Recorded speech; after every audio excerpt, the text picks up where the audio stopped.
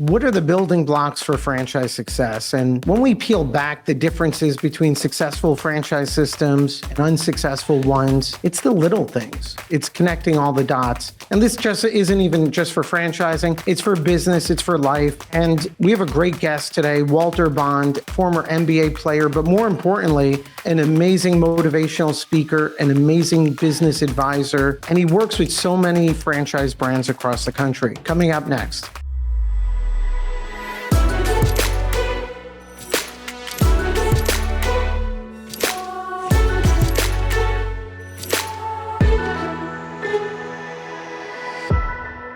So Walter, I appreciate the time. And what I appreciate the most, I mean, I've met you a couple of times after you're speaking, and every time I think, wow, I've heard Walter speak before. Am I going to hear something new? And I do. But the part I love the most is you make me feel like a friend and you barely know me, this strange bald guy saying hello. So I appreciate you spending the time today with our audience and our YouTube channel. Well, Charles, thank you. And, I've been in the business advising industry for 22 years, and I have a special fondness for franchising. We've been able to work with some big brands, and it's fun because as a former athlete, my first business was a franchise, and I love it because I was handed a playbook. And to me, in sports, the coach gives you a playbook, and it's your job to master the playbook. And so that's why I love franchising.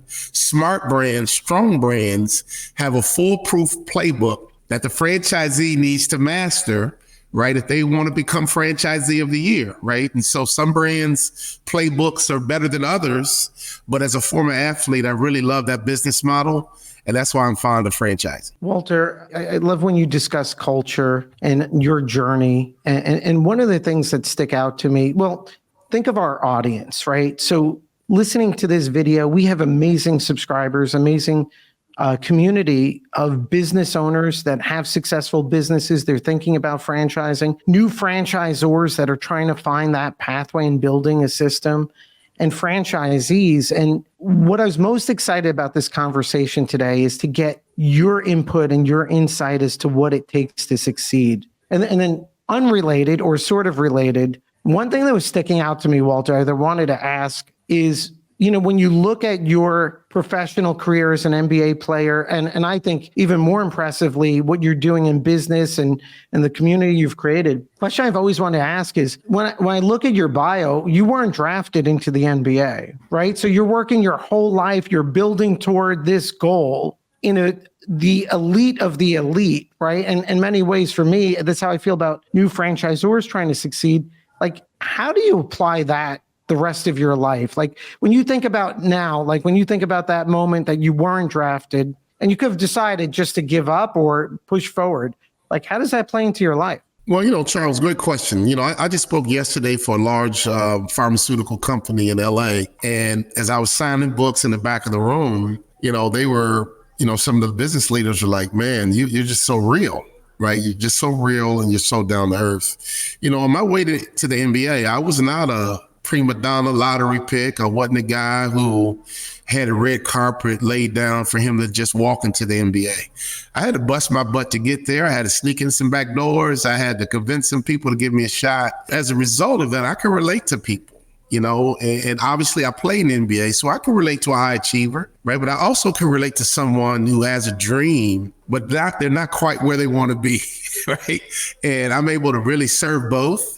Right now, understand being elite, but I'll also understand the journey. And, to me, the journey is the fun part. And as long as we don't quit, as long as we learn through the journey what needs to be done, what is required, what is necessary, as long as you don't quit, you'll become elite. And so for me to not go and be a college basketball star, I stayed with it, had great support from my family, my parents. I had amazing coaches around me who helped me become. And each year I got better. So when you think about franchising, what if your brand got better every year, right? What if your training got better every year? What if your onboarding got better every year? What if your business model you're selling to potential franchisees got better every year? Here's my truth. A lot of franchise systems has an entrepreneurial founder who had a great idea, half-baked it, and then sold it. And they have franchisees who bought into this half-baked idea, and they get frustrated. And before you know it, there's lawsuits and there's lawyers and angry people. Instead of saying, look, I had a great idea, but let me bake it completely. And let me keep tweaking it. Let me keep improving it. That's what my top clients do. And the other clients don't care as much about their franchisees. And so they're comfortable with this half-baked idea. But the reality is people are cashing in 401ks for your half-baked idea, running lines of credit for your half-baked idea, borrowing money from their parents for your half-baked idea, right? And so successful systems don't have a half-baked idea. They have a great idea that was converted into a great system, and then they keep improving the system. That's the high-level explanation of successful franchising, because a franchisee shouldn't care about your burger. They shouldn't care about your fries. They shouldn't care about your hot chicken.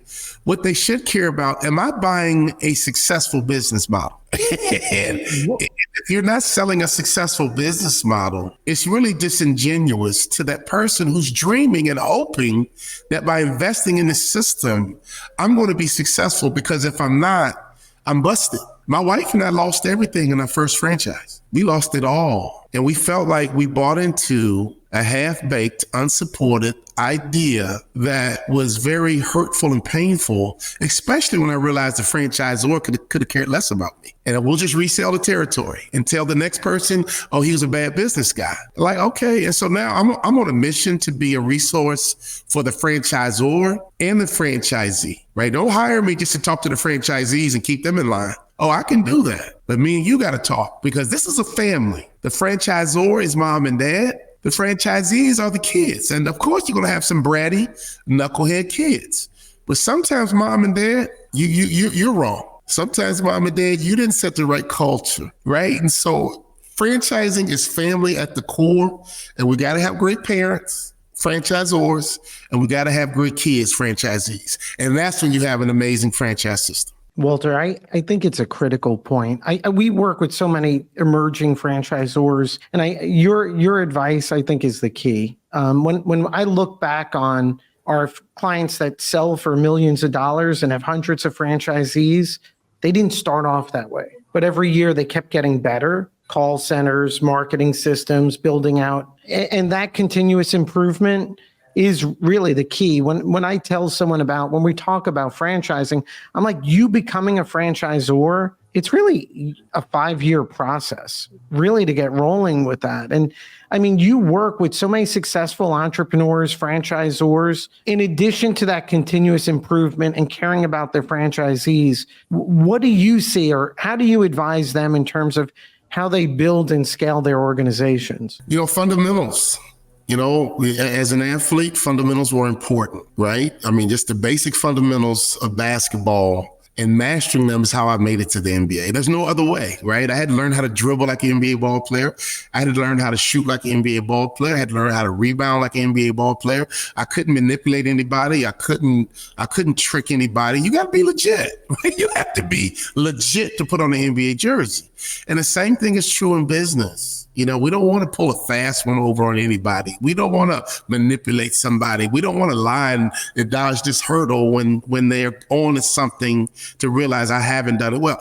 My favorite brands are the ones where the franchisor steps up and say, look, we launched this, we blew it, we made a mistake, sorry, we're going to fix it. That's family, right? That's family. That's real. Instead of justifying it, making excuses, and all that's going to do is make the franchisee angry. It should be a point where the organization is somewhat delayered. What do I mean by that? I know you're the franchisor. You don't have to keep pounding the chest. You don't have to keep being this authoritative dictator. I know you're the franchisor.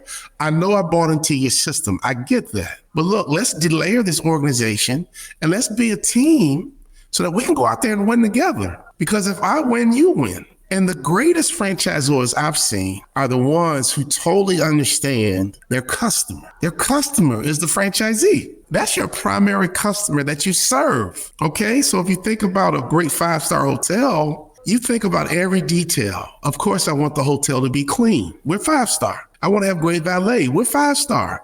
We want to have great service and people and great amenities. We want you to have a great experience at our hotel, in the spa, restaurants, workout room. We've thought of everything so you can have an amazing experience with us. Why not franchise have the same mentality? We've thought about everything a franchisee is looking for to have an amazing experience. And I've seen it. I have seen brands where the franchisee literally is so happy and so enamored, they buy more and more locations. They buy more and more and more and more and more locations, right? And these healthy brands grow internally. They don't have to keep going out selling new people, new strangers. A healthy system is growing internally. Why? Because we buying. We believe in it. We're executing it. Why do I want to keep going out getting fresh meat? Right? Those are unhealthy brands, in my opinion. So the number one question I would have, if I got to vet a brand, are you growing internally? It should be an inside job. If you're not growing internally, something's wrong. That's a red flag to me. That means your people aren't cash flowing, right? And why aren't your internal people buying more location, right? Do they have buyer's remorse? No, it should be all in. I started with 3, now I got 10, now I got 20, now we got 50. Why? Because I love this brand. So there's a couple things that a franchisee should be looking for, especially a prospect. And the number one thing they should be looking for is their growth, internal growth. Because here's the problem. A lot of systems get in trouble and they just try and sell their way out of it. Not by fixing the system. They want to keep selling locations, keep getting franchise fees, but they're not fixing the problem. And if that is the mentality, you're going to make the problem worse because you think money is the problem. No, money is typically not the problem. Your heart is the problem. Caring about your franchisees is the problem. Making sure that you're giving them a successful business in a box. Now, with that being said, of course, some franchisees can be renegades and they'll execute the system and go off script. I've seen that too, but it begins with a great franchisor who's thought about like a 5-star experience for their franchisee, and you onboard them, they have the exact experience they were hoping for. Right? Of course, they're going to tell all their friends. Of course, they're going to buy more locations. Of course, you're going to grow by leaps and bounds because you have a bunch of happy customers. That's not the person eating your burger. Your number one customer is a franchisee who bought into your system. Yeah, Walter, it frustrates me so much. I see some new franchisors, they work with a development company, and I see these videos, and it's about how great the burger is. I'm like, that. It's not about the burger. It's about the transformation of your franchisees, right? How you're going to transform their lives. I was having lunch with a very successful client of ours, one that kept building, and he looked at his phone, got a text and smiling. I go, what? Why are you smiling? He goes, I get that text every month from this same franchisee thanking me that I franchised years ago. You know, when I reflect on that client too, it's exactly what you described. Continuous improvement, focus on learning, and improve processes. Walter, my big frustration, we get calls all the time from amazing business owners, entrepreneurs. I look at them as franchisees when they're starting, and they'll say, Charles, I franchised 2 years ago. I was told franchise sales are easy, or was given all this generic stuff. And some of them shouldn't have franchised. Some have amazing businesses, but don't even have the tools to succeed because they don't understand franchising the right way. I mean, knowing what you know, and again, you do a ton of advisory. If you were going to think about franchising your business today, right, and you have a good business model and you're profitable, what would be some of the things you're thinking about or going through your mind before you make that decision? The one thing that a lot of business people don't consider when they investigate franchising, and this might come out of left field, but I believe in this. If you don't have good people skills, don't franchise. That's great advice. That's great. No, that's great advice. Because I've seen franchisors, smart, intelligent, great business people, but poor people skills. And if you have poor people skills, you're going to struggle because you need people to make it work. You need to be good with people to make it work. And so I've seen well-meaning, good people that don't mean any harm, just don't have good people skills. And they're frustrated because the whole system is chaotic. It's unorganized. It's disjointed. There's no cohesion. Why? Because you're a business person who lack people skills. And so franchising is the business where you need to really have strong people skills. And to me, that is something that as a franchisor, for example, if you don't have people skills and you're a great business guy, everyone you hire around you need to have strong people skills. Your COO needs people skills, right? Your national sales director. And you can insulate yourself, but you have to understand that at the end of the day, we're in the people business. And if you don't get that, it's going to be really hard to grow a large, successful franchise brand. Walter, even going along that, because that's so critically important. When you're speaking at a conference, everyone leaves there motivated, right? And when you're talking about people skills, I think the great advice there, like some franchisors don't realize they need to lead a movement, right? To advance the brand, to onboard these franchisees who are now part of the team.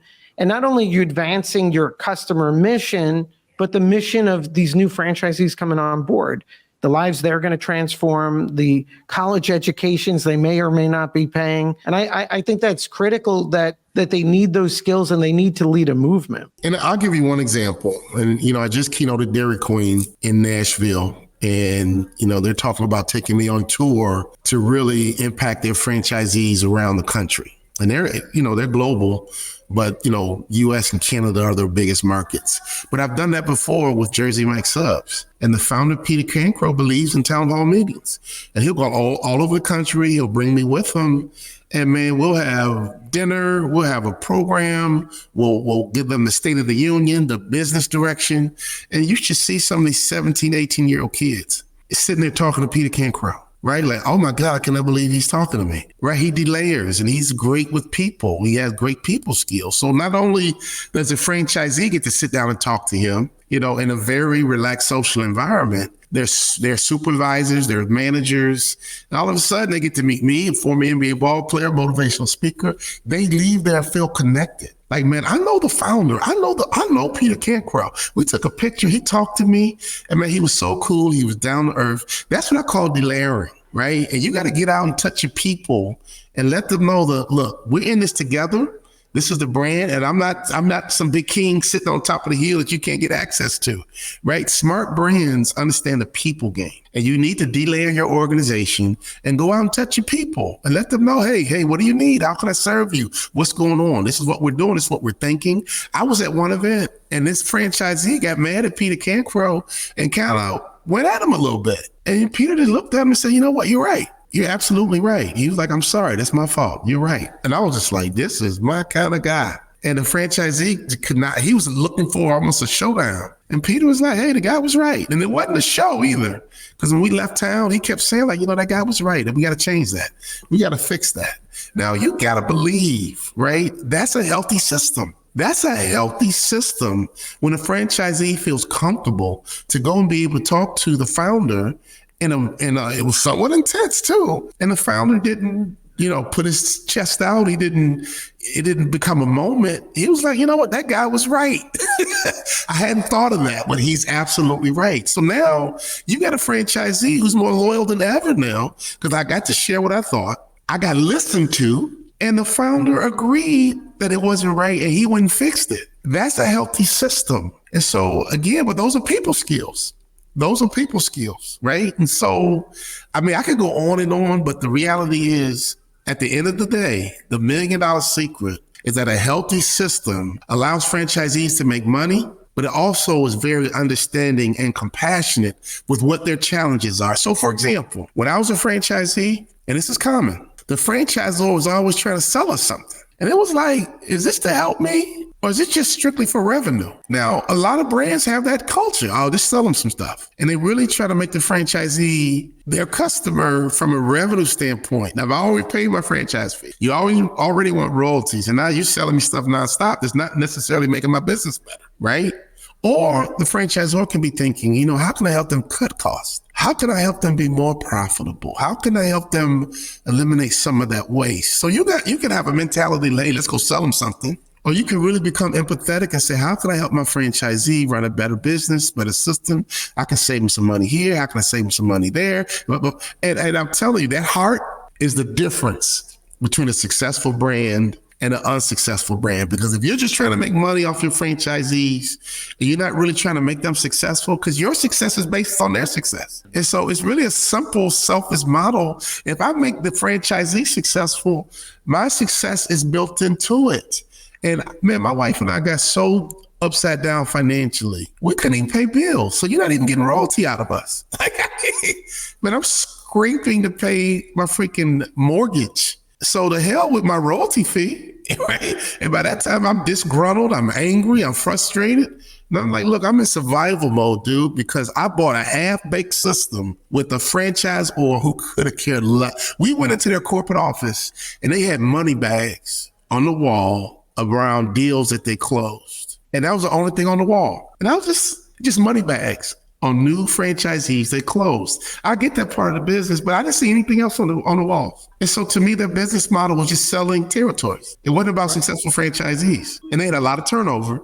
And so they made money on franchise fees. I mean, everything you're saying, my favorite thing is when a multi-unit franchisee of one of our clients wants another location, maybe for the first time they're working with a new lawyer who's going to make unreasonable, crazy demands. And that lawyer doesn't realize the relationship that's going on, the value of the system. Your advice, Walter, is such a strong signal for franchisors when they're selling multi-unit franchises. Our most successful franchisors, they're growing internally. And the ones that are starting off, my advice to them always is, Walter, only sell your first 5 in your first couple of years. Build around them. We have clients in the first 4 or 5 years only sold 10 franchises, but they kept building call centers, improving, using your phrase, right? Serving their franchisees.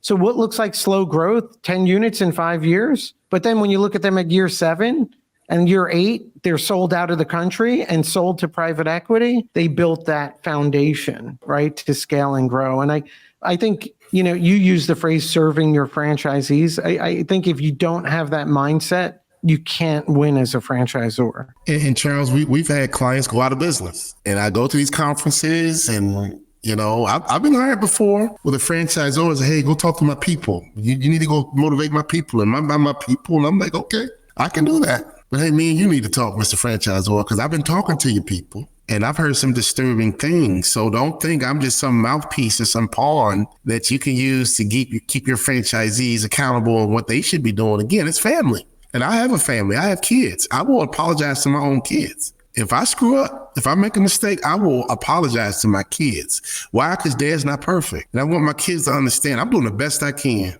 But when I make a mistake, I'm going to own it. And what I expect you to do when you make a mistake, I expect you to own it. And that's franchising at the core. I think a franchisor should be harder on themselves and their executive team than they are on the franchisees. And those are healthy systems. Let me give you an example. I'm going to go back to my favorite client, Jersey Mike Subs. How about this? We're in Detroit, Michigan. And he was like, Walter, I got a quick meeting we need to go to. My wife and Peter and his wife, Tatiana Kincrow, walk into a meeting with Tom Monahan, the Domino's founder. And I'm in this room like, how in the hell did I get in this room? This is unbelievable. And here it is, Peter Kincrow, the founder of Jersey Mike Subs, asking Tom Monahan, hey, how can I do a better job taking care of my franchisees? That was the whole conversation. That was a whole meeting. And I'm sitting there like, this is unbelievable. Here he is, at the time, probably had 1,000, maybe 1,500 locations. Now it's close to 3,000, was asking Tom Monahan, humbling himself, to say, hey, man, how can I do a better job taking care of my franchisees? That was a whole lunch, the whole lunch. Now, how many brands do we know that have 1,500 locations, 2,000 locations, but are still trying to do a better job taking care of his franchisees? That was the whole conversation. That's all we talked about. It wasn't a precursor to some other, well, how do I take care of my franchisees so I can sell them something or I can raise my royalties? No. How can I do a better job taking care of my franchisees? And people don't know this, but Jersey Mike's Peter paid for all the retrofits. Every 10 years, restaurants have to have a retrofit. Really? Okay. He paid for all of them. And Charles, I saw grown men cry. They were like, who does this? Who does this? I have 50 locations. Who does this? Someone who's invested, someone who understands family. And right now you're talking about a brand that's on fire, that's incredibly connected because Peter Kincrow is in the people business and they know that, man, this dude is real. He's legit. And some of these franchisees own other brands. So they have different experiences. And it's like, okay, this brand is different. And to me, that's what it's like. It was like Christmas. You know, your mom bought you that first bicycle at Christmas and you've been wanting a bike and you've got the 10-speed bike and it's like, oh, thank you, mama. Franchising can be the same way. Take care of your franchisees. And if you're looking for a brand, you got to find a brand with a heart and a soul. And it really connects back to the leader. You know, if the leader, and this is something else that we do, and Jersey Mike's has allowed us to do this. 8 years ago at their national conference, I stood up on that platform in front of 3,000 franchisees. And back then, they were probably a strong regional brand. I said, man, we're going to kick Subway's butt. I said, man, I'm an athlete. We compete, right? The Super Bowl's coming up soon. You think Kansas City and San Fran is thinking, oh, let's just try and keep it close. Yo, let's go and compete, right? And I gave them the permission to compete. And so let's go kick Subway's butt. Now, 8 years later, anyway you cut the numbers, with the exception of locations, Jersey Mike's is kicking butt. Why? Because you got one heartbeat. You got a brand where everyone's connected, everyone buys in, everyone believes. And let me tell you something, but that's all you need inside of a brand. And that's something that I've seen in successful brands, and that's something I see lacking in unsuccessful brands. And this is the one thing that I think helped. Basically, my wife and I become legends at Jersey Mike's. Set an audacious goal. The audacious goal became, let's kick Subway's butt. And let's do it. Like, man, okay, let's go compete with them, right? And I met the COO of Subway, and he looks at me and says, Walter, you should be saying that. Jersey Mike's is a great brand. We have tremendous respect for Jersey Mike's. Think about that. Subway, 30,000 locations. Jersey Mike's right now is on the verge of 3,000, but we respect that brand. Let me tell you something. Kingdoms rise and fall, Charles. Radio Shack, right? Right. Blockbuster, BlackBerry, kingdoms rise and fall. And so as a franchise system, you have to learn how to build kingdoms. And the way you build kingdoms is by having loyal people inside your kingdom who are kings and queens themselves.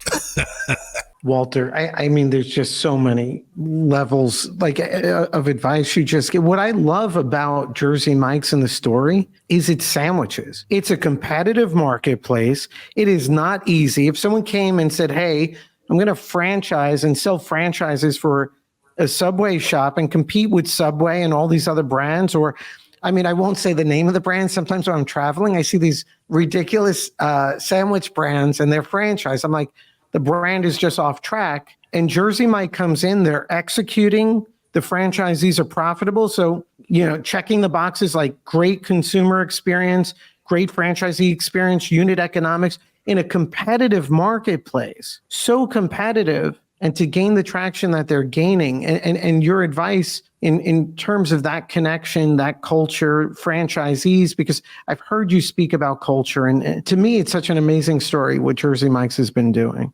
An amazing story. Well, again, in sports, it begins with an audacious goal. Right now we're in the midst of NFL. Not every NFL team had a goal of winning a Super Bowl. I guarantee you Kansas City did. I guarantee you San Francisco did.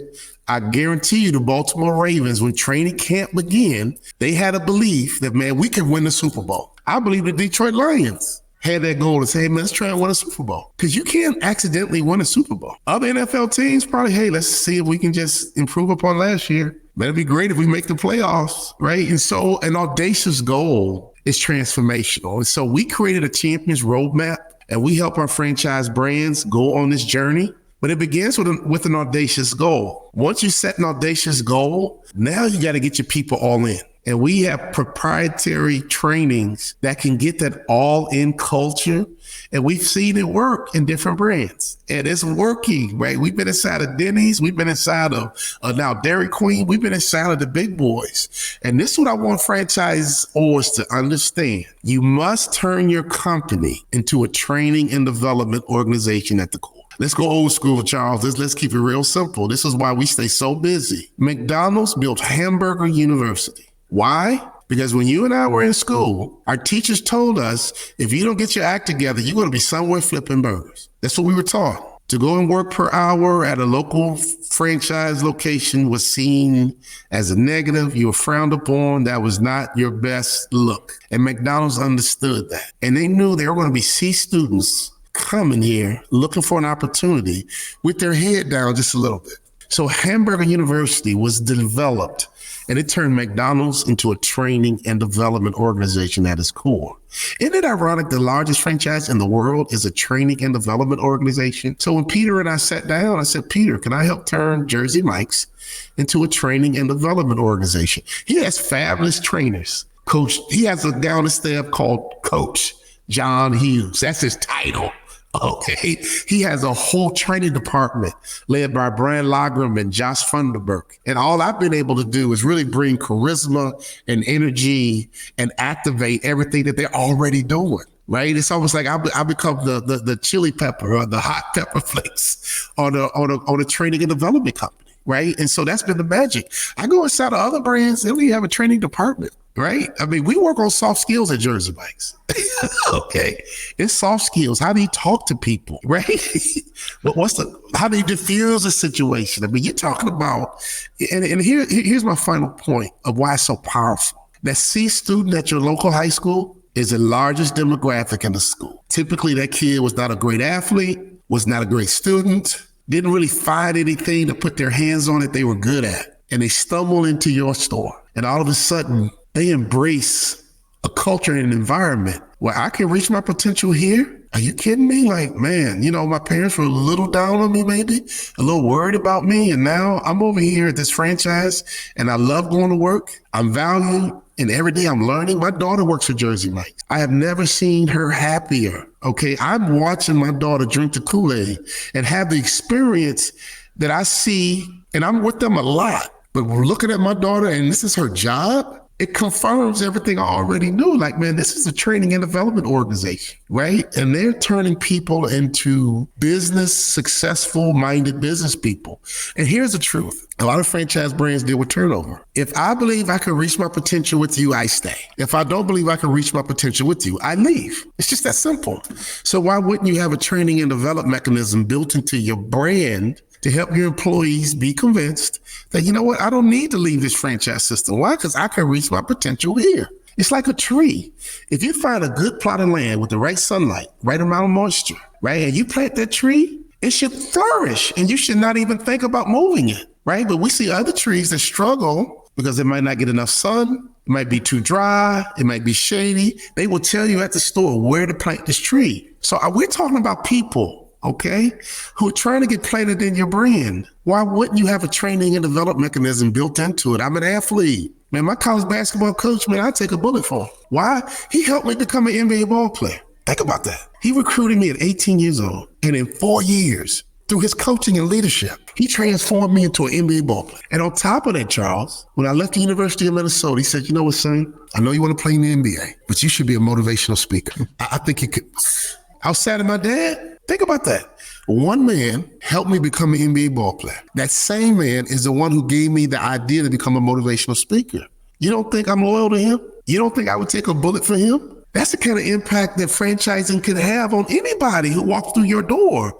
And these franchisors, it's hard to find good help. These kids don't want to work. I mean, kids are looking for something to belong to. Kids are looking for somebody to believe in them. I mean, kids are looking to grow and develop. They always said that young kids don't want to work. They said that to us when we were young. You young kids, my dad would tell me all the time, when I was your age, I had to milk cows, I had to cut wood, and I had to do, I said, Dad, I'm from Chicago. You grew up in Tennessee. We don't have cows in our backyard. But the point is, every generation looks down on the kids and says, these young people don't want to work. No. These young people are the same people. They're looking to belong and connect to something that's real. And if you can turn your franchise into a training and development organization with an audacious goal, it's the game changer that my wife and I, through our company, are helping the right brands create. And we're not for everybody. Because if you're just trying to make money off your franchisees, we'll see you a mile away. If you're really just trying to use me to just keep them happy and distracted because you're really not really taking care of them, I am not your guy. But if you really want to bless people, if you really want to get your hands on your franchisees because you know your system is something that's perfect for them so that they can go and build a legacy for their family, I'm your guy. I am literally watching franchisees live a dream because they got connected to the right brand. I've also seen franchisees destroyed because they got connected to the wrong brand. And my passion is to get inside of brands and do the same thing I was able to do with Jersey Mike's. It's just to augment what they're already doing and just help them kick that thing up to a whole nother notch. Walter, I every time we speak, I'm not only motivated, this is substance. People do need something to believe. And, I'm still stuck on you telling me kingdoms rise and fall. I'm ready to go have a fight right now, throw some stuff. But Guys, everyone who's listening, we'll put a link up on this video and we'll put it on the screen. You have to go check out Walter Bond's website. Great coaching programs. You're having a franchise conference speaking, but we're talking about special moments, and Walter's talking about being a people person, and we all know you can't be fake, right? This is sincere and genuine. And Walter, one of the things I appreciate the most is how you make me feel and other people. And I know everything you're saying is so genuine, and I can tell everyone listening, because we're trying to decipher how to succeed as a franchise system, and it's not BS. I mean, there's a lot of BS out there. We're going to die. Life is short. And I promise, we see this every day. There's these intangibles, or what they seem like intangibles, and it's that caring, it's that serving, it's setting those audacious goals, and understanding that kingdoms do rise and fall. So go claim that territory. Walter, I'm motivated. We had our annual meeting, our team meeting, and we follow our traction, but I can't thank you enough. For everyone reaching, please go check out Walter's website. I love getting your emails. And Walter, I can't thank you enough for the time today. Well, thank you, man. I'll give you something to augment what we talked about, maybe a free download or something. But, this is what we do. I spoke in LA, took a red eye back home, and, we're talking to Dairy Queen about going on tour with them with 83 events. If I showed you the evaluations I got from their audience, they scared me. I was like, oh my God, these evaluations are ridiculous. But again, my parents were teachers, and I'm an inner city guy. And I know how many kids out here are looking for an opportunity. I know how many kids out here are looking for great leaders. They're looking for something to get connected to. And I played sports. My leaders were coaches. Their job was to make me better. So when I left sports and got into the business world, I began to get around leaders and hear them talk. I'm like, you're not a coach. You don't even think like a coach. Calling their people idiots and, just arrogant, narcissistic. Man, great franchisors walk around with the whistle. Bad franchisors walk around with the machete. Everyone's an idiot but me. And I can see them a mile away. So great brands walk around with the whistle, constantly coaching, encouraging, and teaching. I don't know if you ever heard of Tony Dungy's story. I heard him speak, and we go to the same university, University of Minnesota. And Tony Dungy tried to be a head football coach 9 times. Because back then, NFL owners were like, we need a rough coach who curses people out and yells at them and grass face man. Tony Dungy came in and said, nope. I'm going to teach fundamentals. I'm going to correct, and I'm going to encourage. These owners are like, it won't work. It's the NFL. These are some roughneck guys. And he said that 8 or 9 times got turned down. He said he was about to switch up his philosophy until he had one more interview with the Tampa Bay Buccaneers. He said, I'm going to stick to my guns. He went in, he told the owner the same thing. Look, I'm going to teach, I'm going to encourage, I'm going to strengthen my guys, and that's how we're going to win. And the Tampa Bay Buccaneers said yes, and the rest is history, right? And so to this day, Tony Dungy is one of the most revered and respected coaches in the history of the NFL. Why? Because he understood the people business. He understood, man, these are young men I'm going to turn into men. And I need to treat them with respect and honor and dignity. I don't need to yell at them and cuss them out and demean them. No, they're human beings. They got moms, they got dads. And the truth is, sometimes you don't know where a kid comes from. If a kid came from something that's dysfunctional and toxic, the last thing they want to do is come to work and get cursed out. Look down on and criticize, and so franchisors will do that and then wonder why they have turnover. And then wonder why the kids are not engaged. Man, everybody wants love. Everybody wants respect. Everybody wants to be a part of something. And if we're dealing with, I used to speak in prisons. And let me share this with you, man. I learned a long time ago that when you see poor behavior, typically that person is not wicked, they're wounded. Can I say that one more time? They're typically not wicked, they're wounded. And so we're going to be really successful in the people business. We have to understand how to care and nurture for people. Because if you can take someone who's had a tough life, a bad background, and you can reach them, and you can help them heal up and be a part of something and experience true love and respect and really experience leadership, the true authentic form of leadership, man, you got a 17-year-old kid, man, that'll be ready to run through a wall for you. And so there's no such thing as I can't find good help, man. Tom Brady was a 6th round pick, right? Bill Belichick went and got him in the 6th round and transformed him into the greatest of all time. That's coaching. So franchisors who have that heart of turning a training and development organization into a franchise brand, they're going to win and they're going to win big. It's that simple. because we're in the people business. And if you win the people game, you win the franchise game. The biggest transfer, as I'm listening to you speak, everyone gets caught up on doing the next thing or doing what they think is tangible. These leadership lessons, Walter, when you see them in motion and you see it all day, it transforms what you decide, how you treat people, how you deploy, and it creates that special experience. I'm still stuck on kingdoms rising and falling and ready for this battle. And by Walter, your framework, like you've studied this down to a science. So I know you have a bunch of programs. I enjoy nothing more when I'm at a conference. You're speaking. It changes the whole atmosphere too. It raises the bar on what's being discussed and what's happening. And I know you have coaching programs and other things available, franchisors and business owners out there. So I got it. I'm going to send you a QR code. Okay. I'm going to be able to do is everyone can download our fundamentals. Okay. And at the foundation of our fundamentals we teach is mindset. The average person has 70,000 thoughts a day and 70% are negative. So in our coaching program, the first thing we want to do is really impact the mindset. As an athlete, it was all mental. As a business guy, it's really a mental game. And if you're going to create a healthy system, the first thing you have to do is work on your people's mindset, right? If you think about culture, the root word of culture is cult. All that means is we believe the same freaking thing. That's all that means.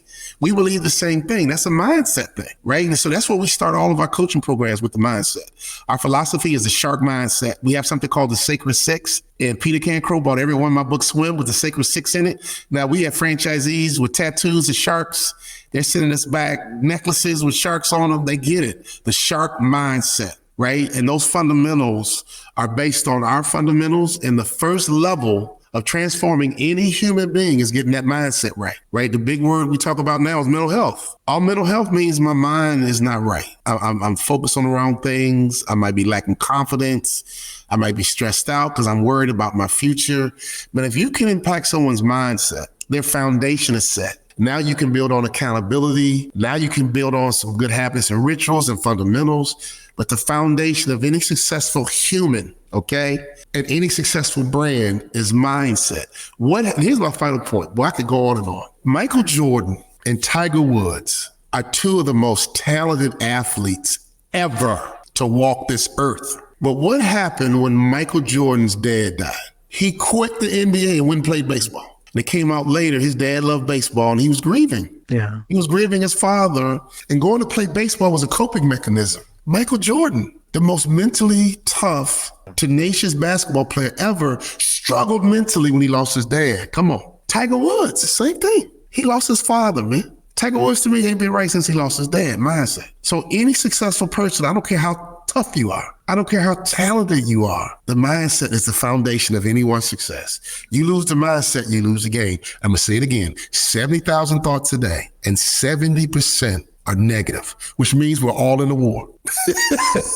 And if we can win that battle, Charles, we win life. And so all of our clients love our Shark Mindset program because that's where we start the experience. And if you get 100 people with the same mindset, game over. You get 12 people with the same mindset, game over. Could you imagine 10,000 people with the same mindset? It'll be revolutionary, global. So Smart Systems are training and development organizations at their core. And the first thing they work on is the mindset of their people. Walter, I appreciate this conversation. We have this YouTube channel. We have amazing audience, and we're doing this for them. And I find out every day I'm partly doing this for me. And I appreciate, these insights, and I appreciate the conversation. I appreciate how kind you are whenever I happen to bump into you and what you're doing at a business level. Look, at another level too, I'm watching you build your business, and I think that's pretty remarkable. And you're doing it helping other people. So I thank you, Walter. I appreciate it.